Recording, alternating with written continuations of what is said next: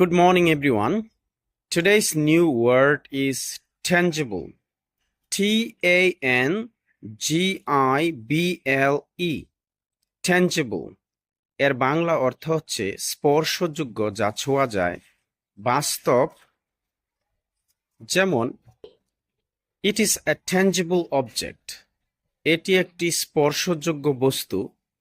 আরও একটি উদাহরণ, there is a tangible improvement in his result.